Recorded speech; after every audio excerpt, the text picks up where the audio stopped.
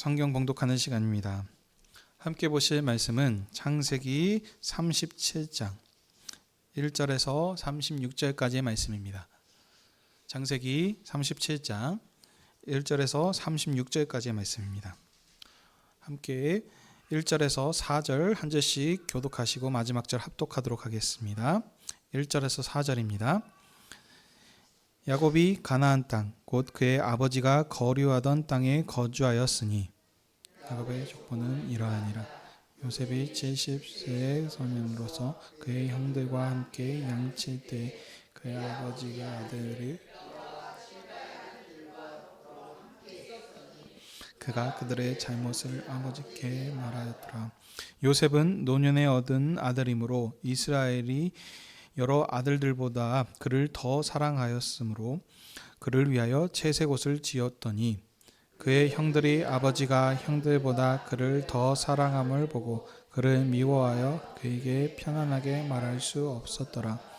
아멘. 자리에 앉아 주십시오.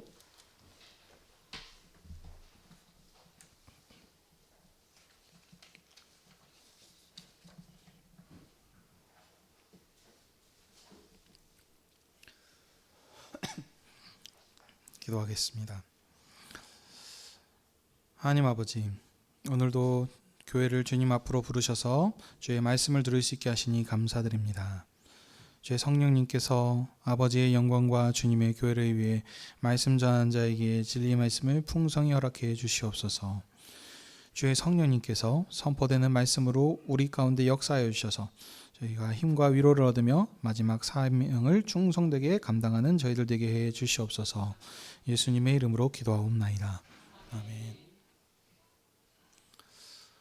오늘은 창세기 37장 1절에서 36절의 말씀을 가지고 야곱의 족보는 이러하니라 라고 하는 제목으로 함께 은혜를 나누기 원합니다. 창세기는 모세가 기록한 모세오경의 첫 번째 말씀으로 총 10개의 족보로 되어 있습니다. 창세기의 족보는 일반적인 족보와는 다르게 언약의 상속자를 중심으로 하나님의 생명 언약 역사를 기술하고 있습니다. 앞에 5개의 족보는 창조로부터 노아 홍수 심판까지의 역사를, 뒤에 5개는 이스라엘의 족장들의 역사를 기록합니다.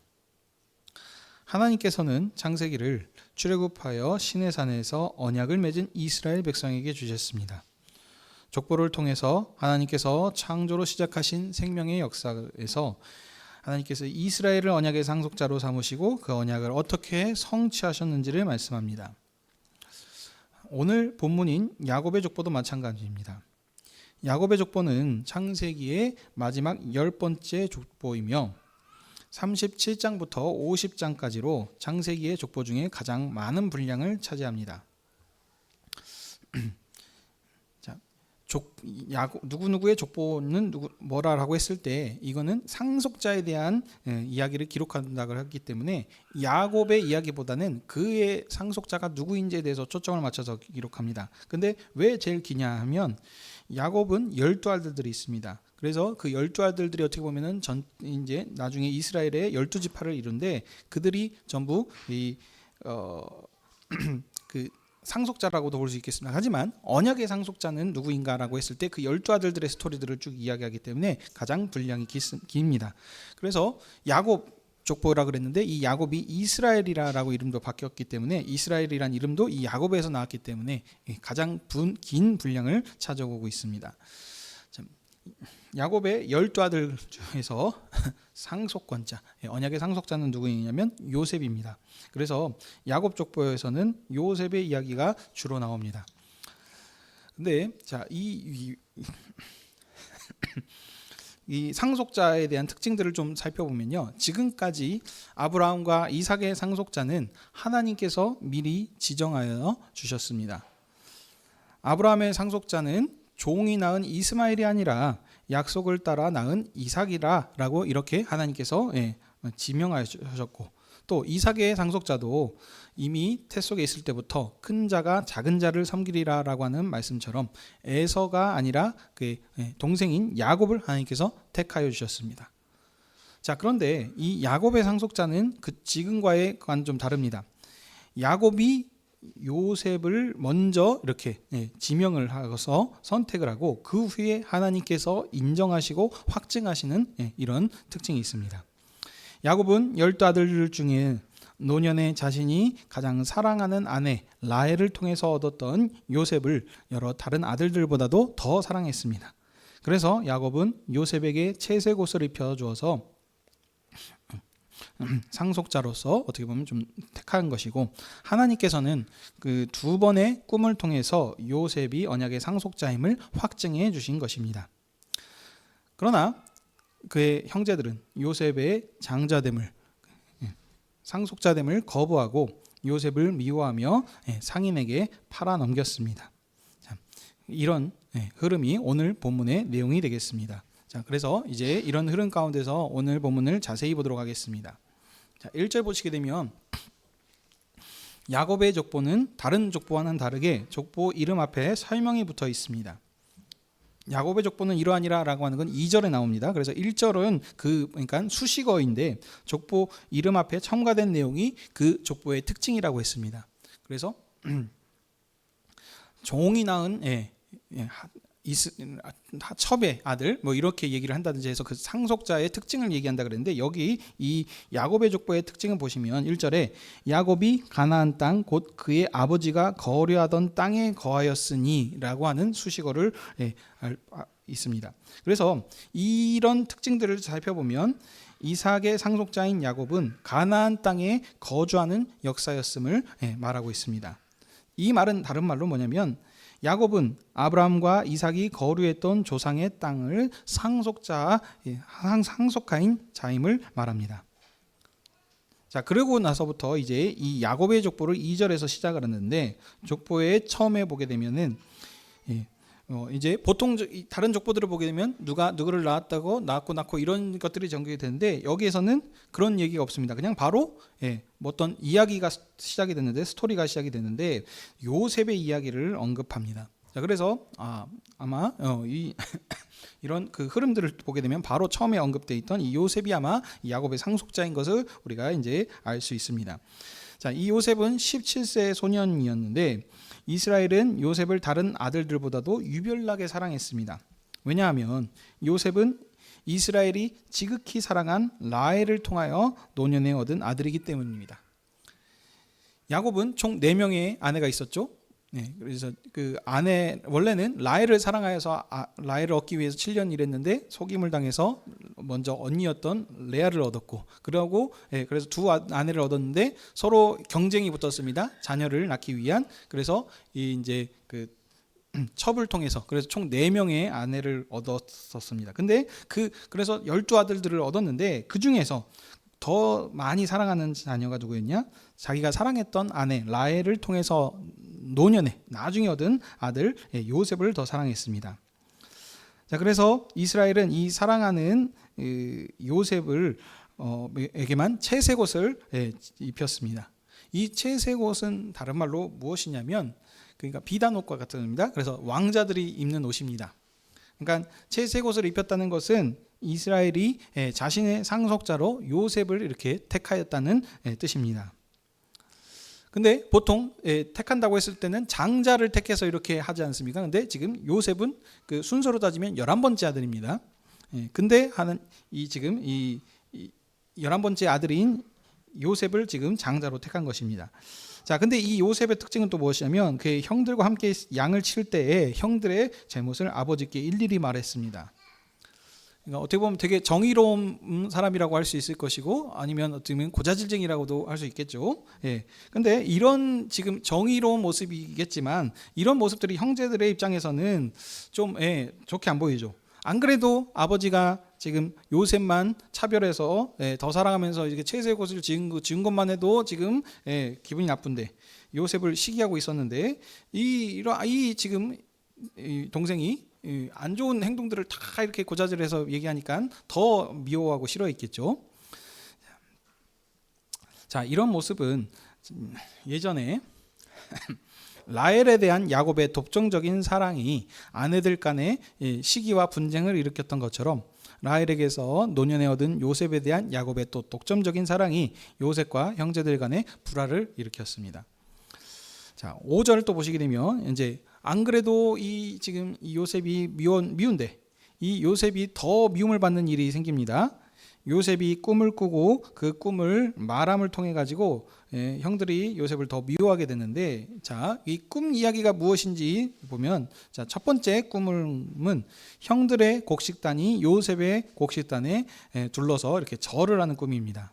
자, 이 꿈을 이제 그래서 꾸고 요셉이 형들한테 말을 합니다. 그러니까 딱 꿈의 내용이 딱 보안이 뭡니까? 네가 우리의 왕이냐? 참으로 네가 우리를 다스리고 우리가 그 신나로서 이렇게 절을 하겠느냐라는 이렇게 지금 형들이 이렇게 꾸짖으면서 요셉을 더 미워하는 모습이 나옵니다. 자, 한번 이런 경험이 있은데도 불구하고 요셉이 또 다시 꿈을 꿉니다. 근데 그 꿈을 이번에 또 자랑을 하기를, 자, 이번엔 꿈의 내용이 조금 더 추가되죠. 이번에는 해, 달, 그 다음에 11별들이 자신에게 절하는 내용이었습니다. 이 꿈을 또 이번에는 아버지와 형들한테도 다 말합니다. 그러니까는 이번에는 아버지가 요셉을 꾸짖습니다. 나와 내 어머니가 내 형들이 참으로 너에게 절하겠느냐라고 이렇게 하였습니다. 이는 뭐냐면 아버지가 보기에도 이건 좀 아닌 것 같아요. 그러니까 형들의 미움을 살까 싶어서 먼저 이제 미리 혼내면서 이런 부분들을 좀 제지한 부분을 것을 알 수 있습니다. 그렇지만 이미 미움이 이제 미움털이 바뀌었습니다. 그래서 요셉의 꿈을 듣고 형들은 요셉에 대한 시기와 미움이 이제 점점 급기에 달하고 있었습니다.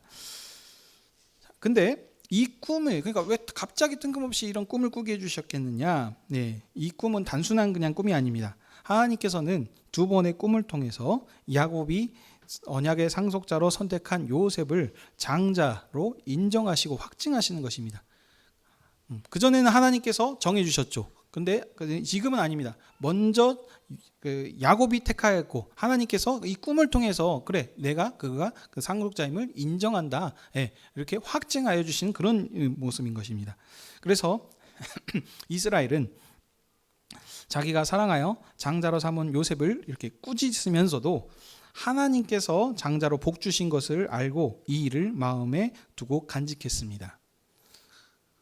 자, 야곱이 꾸짖었는데 이거 꿈을 단순히 그냥 넘어간 게 아니라 그랬습니다. 왜냐하면 여러분, 이 야곱이 어떤 사람입니까? 이전에 도망갔을 때 밧단 아람으로 형 에서를 피해서 도망갔을 때 베델에서 돌베개를 자고 잠을 잤을 때 그때 꿈을 꾼 사람이니까 어떤 꿈입니까? 하늘에서 사닥다리가 내려와서 오르락내리락 했었던 이 꿈을 꿨던 사람입니다. 그래서 그 꿈이 통해서 하나님께서 어떻게 보여주셨고 그것을 성취되고 하는 모습들을 지금 경험한 사람입니다. 그래서 이것을 그냥 단순하게 넘어간 것이 아니고 꾸짖으면서도 마음에 지금 간직하고 있었던 것을 지금 얘기하고 있습니다. 자, 그런데 이제 12절 보시게 되면 이제 또 이제 분위기가 바뀌죠. 어느 날 요셉의 형들이 헤브론 골짜기에서 나와 먼 세겜까지 가서 양을 칠 때였습니다. 그래서 이스라엘이 요셉을 심부름을 보냅니다. 그래서 이제 형의 안부를 잘 있는지 살펴보고 와라라고 했는데, 자, 이런 배경들을 여러분들이 좀 한번 살펴보면 좋겠습니다. 이 세겜은 어디 있냐? 세겜은 야곱에게 두려운 땅입니다. 왜냐하면 세겜은 이전에 야곱의 아들들이 그 자기의 딸이죠, 디나 사건으로 인해서 큰 살인을 저지른 곳이기 때문입니다.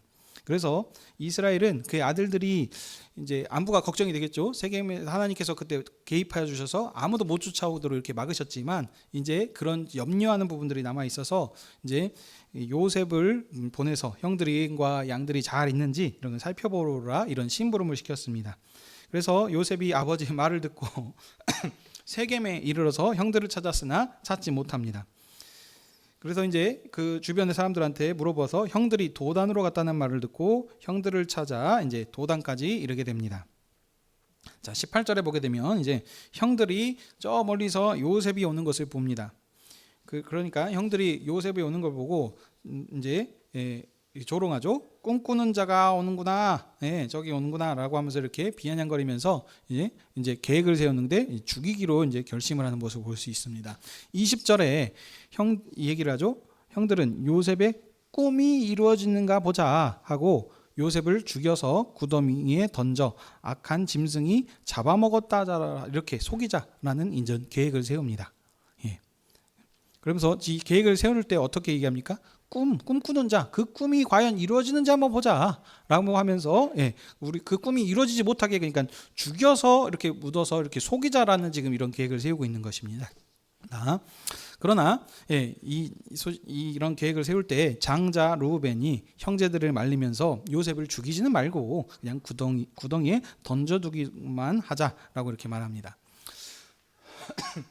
르우벤이 이렇게 말한 것은 그 본문에서 설명을 해주죠. 형제들이 자리를 비운 틈을 타서 요셉을 구원하여 아버지께로 이렇게 돌려보내려고 이렇게 계획을 했었던 생각을 하고 있다라고 얘기합니다. 르우벤이 이렇게 한 것은 지금 어찌됐든 그 야곱의 첫째 아들은 누구입니까? 르우벤입니다. 그래서 형통적인 장자는 르우벤이기 때문에 그가 어쨌든 그런 책임자입니다. 제일 형이죠. 그렇기 때문에 어떤 문제들이 생겼을 때 그가 책임들을 다할 수 있기 때문에 그 책임을 장자로서의 책임을 다하려고 이런 계획들을 이렇게 세웠던 것입니다. 그래서 요셉의 형들이 요셉의 채색 옷을 벗기고 이제 물 없는 깊은 구덩이에 그를 던졌습니다. 25절 보시면 이제 형들이 꿈꾸는 요셉을 조롱하며 구덩이 곁에서 음식을 먹고 있었습니다. 자, 물이 없는 구덩이에 던졌다 그랬죠. 그러니까 배고픈데 자기네들끼리 먹고 있는 것입니다. 그때 마침 이집트로 내려가는 이스마엘 사람들이 지나가고 있었습니다. 그래서 유다가 형제들한테 제안을 하죠. 요셉은 우리의 동생이고 혈육이니까 우리 손에 동생의 피를 묻히지 말고 이스마엘 사람들에게 팔자라는 이런 제안을 이렇게 말을 합니다. 자, 27절에 보시게 되면 그 비교가 되죠. 지금 발언했던 자들이 있습니다. 르우벤과 유다입니다. 근데 르우벤이 얘기했던 데에서는 형제들의 어떤 그런 반응들이 없습니다. 근데 27절에 유다의 말을 듣고 그 형제들이 청종하여서 유다의 말은 형제들이 듣습니다. 그래서 요셉을 이스마엘 사람들에게 파는 것을 우리가 볼 수 있습니다. 자, 이런 것도 그냥 단순히 넘어갈 수 있는데 이런 배경들을 우리가 한번 기억해보면 좋겠습니다. 자, 원래 야곱의 12아들 중에 장자는 르우벤이라 아까 말씀드렸습니다. 근데 그가 아버지 첩과 동침함을 통해서 큰 결격 사유가 있는 것이죠. 그래서 장자권에서 이렇게 멀어지게 됩니다. 자, 그 다음 그러면 이제 첫째가 됐으니까 둘째를 봐야 되겠죠. 근데 둘째가 누구냐? 시므온이고 셋째가 레위입니다. 근데 이 시므온과 레위는 어떤 일을 행했냐면 아까 말씀드린 것처럼 여동생 디나 그 사건을 위해서 세겜 원수를 갚기 위해서 세겜의 남자들한테 할례를 받으라라고 이렇게 하게 해서 그들을 다 이렇게 살육하고 했었던 그런 전적이 있었습니다. 그래서 이들도 어떻게 보면은 둘째, 셋째도 이제 이렇게 좀 멀어지게 된 것이죠. 자, 그래서 그 다음 이제 그럼 넷째가 누구입니까? 바로 유다입니다. 그래서 넷째인 유다가 형제들의 신임을 받고 영향력을 지금 행사하고 있었던 것을 우리가 알 수 있습니다. 자, 그래서 이제 아마 이제 29절에 또 보게 되면은 르우벤이 또 잠시 또 자리를 비웠었습니다. 그래서 이제 르우벤이 없을 때 유다의 영향력 아래서 유다의 제안대로 이런 지금 이렇게 팔아버린 일들을 행한 것이죠. 자, 그래서 르우벤이 나중에 와서 보니까 요셉이 팔린 것을 보고 옷을 찢고 크게 탄식하였습니다. 이런 행동들이 그 유대인들의 그 행동이죠. 비참하고 비통한 모습들을 표현하는 죄를 뒤집어쓰고 옷을 찢고 뭐 이런 모습들이 그들의 지금 행동입니다. 그래서 자, 그렇게 하고 이제 이미 일들은 벌어졌어요. 그래서 요셉의 형들은 이제 요셉의 벗겼던 채색 옷에 짐승의 피를 묻히고 그것을 이제 가져다가 아버지에게 보여줍니다. 그러니까 아버지는 아버지 이스라엘 야곱이죠. 이 요셉의 옷을 보고 요셉이 짐승한테 물려 죽였다라고 이렇게 생각을 하죠. 그러면서 가장 사랑하는 아들이 이렇게 죽게 되니까 이 일로 크게 애통하였습니다. 그래서 여기 본문에 보게 되면은 그 아들들의 그 누구의 위로를 받지 아니하였다. 그래서 스올에 내려갔다. 이 스올이라고 하는 것이 지금의 그 지옥의 개념은 아닙니다. 그 지옥은 아니고, 그러니까 지금 죽는 것과 같은 지금 아주 그럼 지금 낮은 자리에 지금 이렇게 들어갔다라는 지금 그런 표현들이 되겠습니다. 자, 그리고 끝나면 될 텐데 마지막 돌이 있죠. 요셉이 이스마엘 곧 미디안 상인들에게 인하여 애굽으로 끌려가서 바로의 신하이며 친위 대장인 보디발에게 팔렸다라고 하고 오늘 37장의 본문이 마치고 있습니다. 자, 우리 본문을 함께 자세히 살폈습니다. 자, 오늘 이 본문 설교 제목이기도 하죠. 뭐냐면 오늘 야곱의 족보입니다. 이 야곱의 족보를 통해서 무엇을 말하려고 하는 것일까요? 야곱이 차별화했다. 형제들을 똑같이 사랑해야 되는데 자기의 자녀들을 사랑하지 않고 차별하니까 그 차별로 인해서 형제들이 다투었더라. 그러니 그래서 이렇게 지금 형제들끼리 싸우고 이렇게 팔리고 하는 이런 일들이 벌어지지 않았느냐. 그러니 차별 없이 똑같이 사랑해야 된다. 이런 것을 말하려고 하는 것일까요? 아니면 요셉이 아버지가 이렇게 특별히 사랑하여 주셔서 장자권자로 세워서 이렇게 상속자이긴 하지만 그래도 좀 겸손해야지. 그걸 가지고 다 이렇게 고자질을 한다든지 아니면 꿈 얘기를 이렇게 하면서 해가지고 자랑하는 거, 이건 잘못된 것이다. 그러니 항상 우리가 겸손해야 된다라는 이런 교훈을 말하려고 하는 것일까요? 아니라는 것을 여러분 지금 다 아실 수 있을 겁니다. 왜냐하면 제가 계속해서 반복하고 있는 것이 있습니다. 창세기는 그냥 단순한 족보가 아니다. 창세기의 족보는 언약의 상속자 중심으로 하나님께서 어떻게 약속하셨던 그 언약이 성취되었는지를 지금 말하려고 하는 족보이기 때문입니다. 그래서 이 야곱의 족보도 마찬가지입니다. 12 아들들 중에서 언약의 상속자에 대해서 말하는데 그 언약의 상속자는 바로 야곱이 가장 사랑하는 라헬의 아들 요셉을 택한 것입니다. 그래서 그 친구가 채색 옷을 입힌 것이고 하나님께서 두 꿈의 사건을 통해서 이스라엘 야곱이 세운 이 장자 요셉을 인정하시고 확증하신 것입니다. 그렇지만 그 다음의 이야기는 뭡니까? 이 형제들은 이것을 받아들이지 않습니다. 인정하지 않습니다. 그래서 그 오히려 대항하죠. 그래서 그 요셉의 꿈이 이루어지는가 보자 하고 이렇게 그 요셉을 죽이려고 계획을 했었고 이런 것입니다. 그렇지만 하나님께서 어떻게 보면 또 개입하셔서 그를 죽이지 못하고 이렇게 팔리도록 하는 이런 지금 모습들을 우리가 볼 수 있습니다. 자, 그러면 이 본문을 통해서 우리에게 지금 말을 하려고, 그러니까 먼저 우리보다도 이 본문을 통해서 지금 1차 독자에게 무엇을 말하려는지를 지금 먼저 살펴봐야 되겠죠. 오늘 이 본문을 누구에게 주셨습니까? 이스라엘. 어떤 이스라엘입니까? 출애굽하여서 언약 백성이 된 이스라엘 백성입니다. 이스라엘 백성이 지금 어디에 있다가 나왔죠? 애굽에서 있었다는 겁니다. 오늘 이 본문이 어떻게 보면 이스라엘이 애굽에서 살게 된 시작점입니다.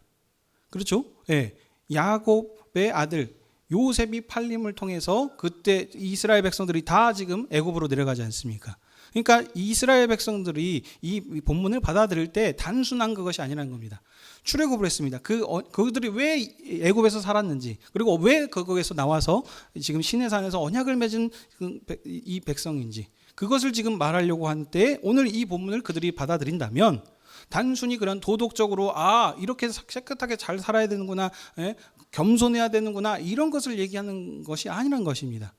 이런 것은 일반적인 어떤 도덕경, 다양한 부분에서들도 세상에서 얘기하는 겁니다. 하지만 성경은 우리에게 어떤 도덕적인 교훈, 착하게 살아라 라고 말을 하려는 것이 아닙니다.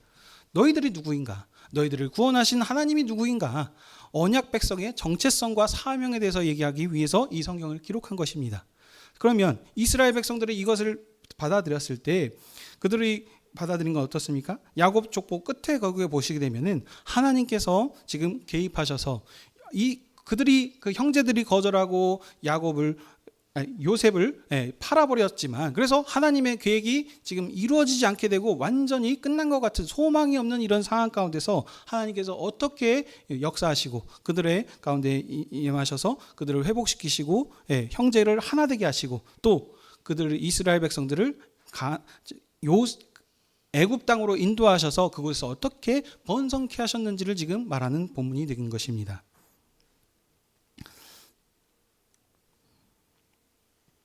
야곱이 형 에서에게서 쫓겨서 밧단 아람에서 많은 수고하여서 12 아들을 이루었습니다. 이처럼 이스라엘 장자 요셉도 형들에게 팔려서 애굽 감옥에 가서 거기서 더 어떻게 보면 많은 고난을 한 것이죠. 종으로서 일을 한 것이죠. 그래서 그 감옥에서 갇히고 고난과 수고를 통해서 이 수고가 여기서 단순히 자기 집을 세운 정도가 아닌 것이죠. 여기서는 더 확장됩니다. 자기 종족을 살리는 것입니다. 가족 온 식구들을, 그래서 온 형제들을 하나 되게 하시고 그 흉령 가운데서 그들을 지금 어떻게 지키시고 하나님께서 인도하시는지 이것을 지금 보여준 사건입니다. 이스라엘이 요셉을 사랑하여서 장자로 삼은 것 때문에 형들이 요셉을 미워하여서 애굽에 팔았지만 하나님께서는 이 요셉과 함께 하시고 그를 구원하셔서 이집트의 통치자로 삼으셔서 천하 만민의 복주는 이스라엘의 장자로 하나님께서 확증하여 주신 것입니다. 이스라엘을 장자로 택하셨다.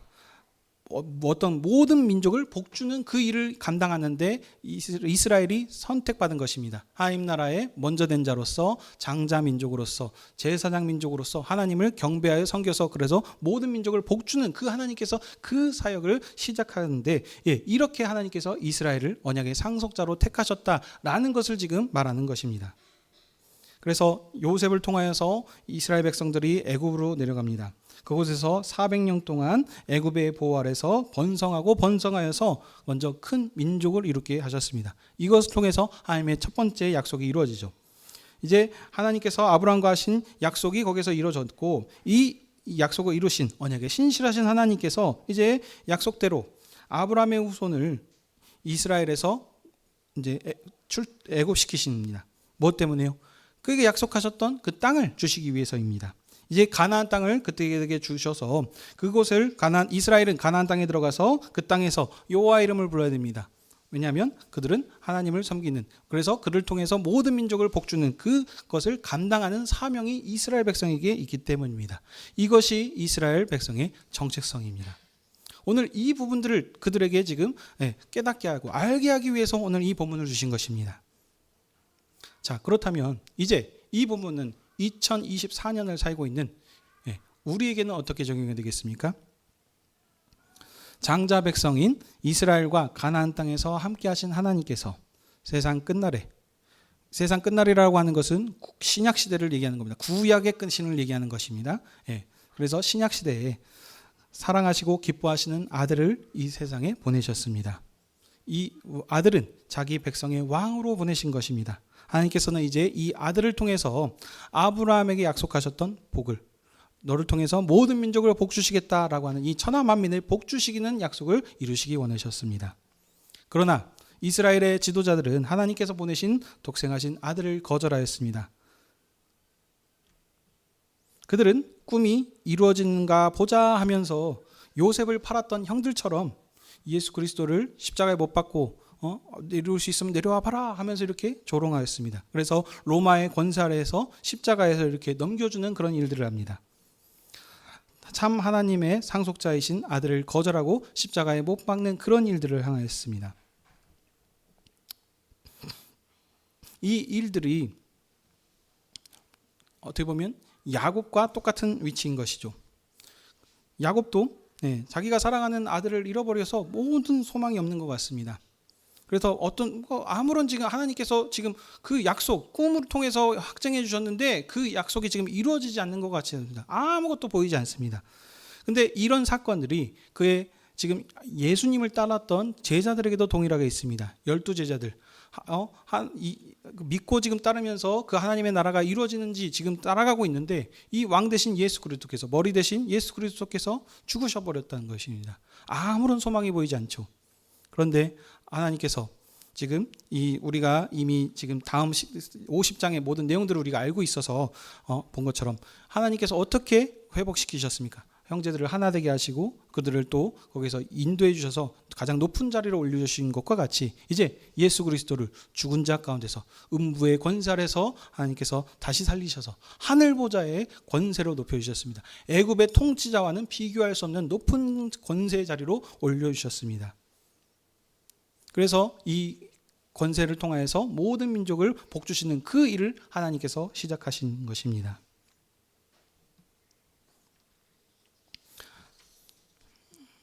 사랑하는 성도 여러분, 오늘도 주께서 주님의 교회를 주님의 상으로 부르시고 말씀하십니다.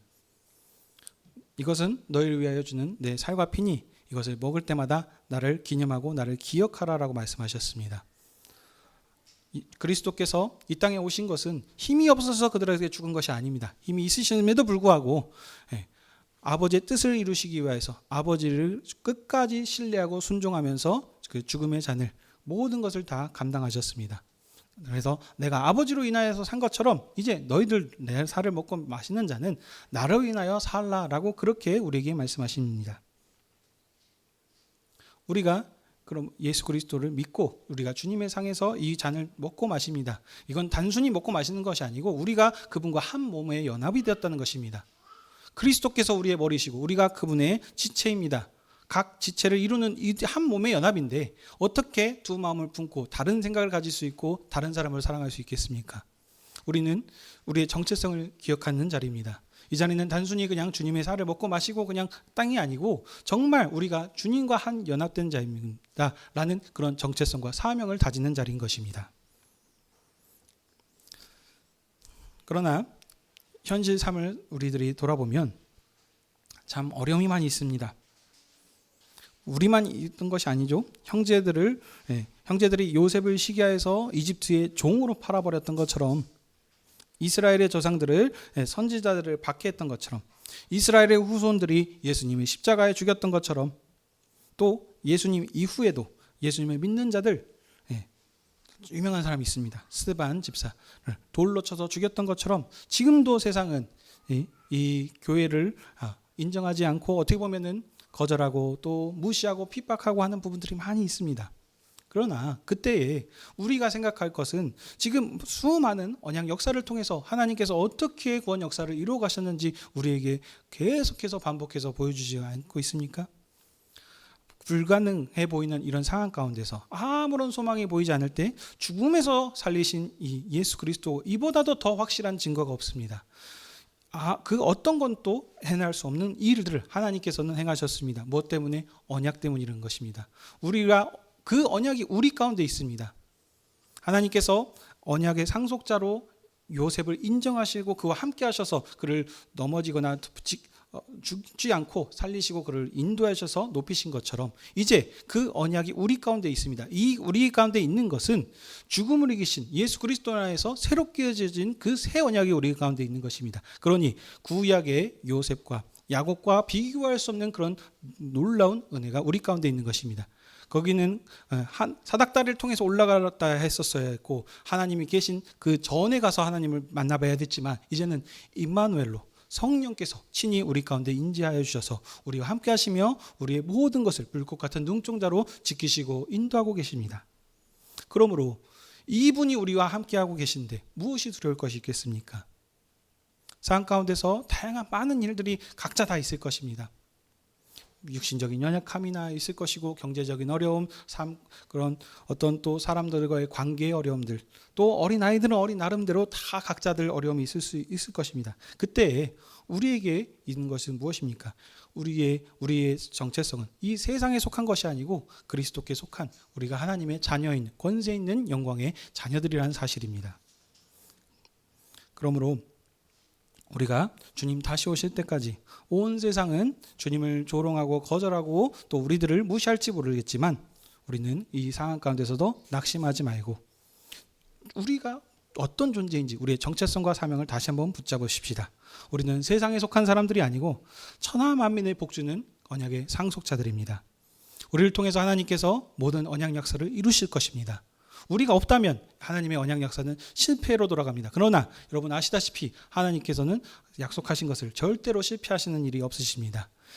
이 모든 언약을 이루실 때까지 하나님께서 우리를 불꽃 같은 눈동자로 지키시고 인도하실 것입니다. 그러므로 우리가 그 언약의 상속자들로서 우리의 정체성과 사명을 기억하면서 어떠한 환경에서도 이 주님의 약속하신 말씀을 붙잡으면서 힘있게 그리스도를 증거하시는 모두 그런 하나님의 자녀들, 그런 복된 증인들이 다 되시길 주님의 이름으로 축복합니다. 아멘. 기도하겠습니다. 하나님 아버지, 오늘도 저희들을 주님의 상으로 불러주셔서 주님의 음성을 듣게 하여 주셨고 우리의 주님을 향한 우리의 믿음과 사랑을 새롭게 하여 주시니 감사드립니다. 주님을 몰랐을 때 우리가 하나님과 원수된 자로 살았지만 이제 주님께서 우리 가운데 친히 찾아와 주셔서 우리를 언약의 상속자로 삼아 주셔서 이 마지막 시대를 봉사할 수 있는 이런 영광의 자녀로 증인으로 삼아 주셨습니다. 그러므로 우리가 삶 가운데서 살면서 다양한 힘들고 어려운 일이 있을 때마다 그것으로 인하여서 하나님이 계신가 의심하고 주님을 원망하는 것이 아니라 정말 그 하나님의 언약의 말씀을 붙잡고 날마다 그 약속의 말씀을 의지하면서 승리하며 살아갈 수 있는 저희들 되게 허락하여 주시옵소서. 우리가 비록 연약하지만 우리를 함께 하시는 주님께서 세상 모든 만물을 창조하시고 통치하시는 권세 있는 주님이라는 사실을 기억하게 하셔서 이 권세 있는 주님의 자녀로서 모든 것들을 넉넉히 이기면서 약속하신 그 사명을 천하 만민을 주님께 돌이키는 사명을 신실히 감당해가는 저희들 되게 해 주시옵소서. 우리의 봉사를 통해서 주님 홀로 영광 받아 주시옵소서. 우리 주 예수 그리스도의 이름으로 기도하옵나이다. 아멘.